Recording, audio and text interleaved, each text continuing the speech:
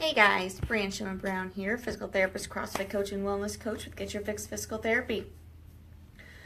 Hope you guys had a great holiday yesterday. I took the day off as well, so no post yesterday if you didn't notice. Getting back to it today. So we're still in our hip mobility series. Today I wanted to discuss why that limited hip mobility is an issue. Hey Jeremy, nice to see you. Thanks for joining. Let me know if you have any questions as we go. So why is limited hip mobility an issue? So limited mobility in any joint is an issue because something has to take up that motion that is not being obtained at the specific joint. When this happens, basically that means your muscles are working differently and your other joints above and below are working differently. Hey Cameron, nice to see you hop on. Awesome to see you. So when the hip is limited, where the areas that take the brunt of the problems from that hip are down the chain at your knee, sometimes down the chain all the way to the ankle and foot, and then up the chain in the low back area. So a lot of times if we don't have good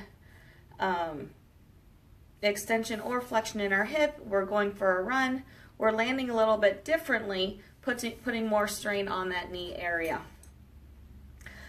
We get a little bit of that internal rotation direction, so like we were talking, we lose that external rotation, that rotating outward.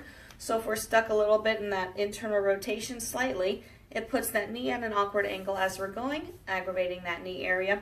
Can aggravate that foot area because it's rotating also. If we don't have that hip extension. So we did that test laying down to see where our hip extension was. If we don't have good hip extension, but we're still trying to make a full stride, it tends to be our low back ends up extending a little bit more, or our pelvis sacrum area tends to extend a little bit more. Along with that, because that joint is stiff, those muscles try to make that joint move. Those muscles end up working harder than they're supposed to as well, which can cause just increased soreness. It can cause muscle strains. It can cause general tightness in the area, which then can compress the joint. So there's a lot of issues that can go on with basically muscles trying to move a joint that is stiff as well. So those are the primary reasons why any hip mobility issue can cause issues up and down the chain. Not uncommon. Can we get direct hip pain because of the hip mobility issues? Yes, we definitely can. Sometimes I see it there. I say majority of the time I end up seeing it above or below though, but I'm addressing that hip quite a bit with things. So something to keep in mind going forward as you think about kind of what you're doing on a day-to-day basis if you're getting any sort of aches and pains. If you have any questions or comments, definitely post them on here. I'd be happy to answer those for you.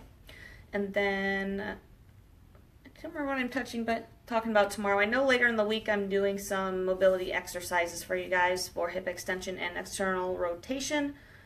I don't think that's tomorrow though. I don't remember what I'm talking about tomorrow, to be honest with you. So if you have any questions or comments, definitely post them on here. If you're watching this on replay, definitely post them on here. I'd be happy to answer any of those for you. And as usual, if you have anything directly that you want to ask me, not publicly, then feel free to message me directly as well. So hope you're having a wonderful day. Have a wonderful rest of your evening, and I will talk to you again tomorrow. All right, bye.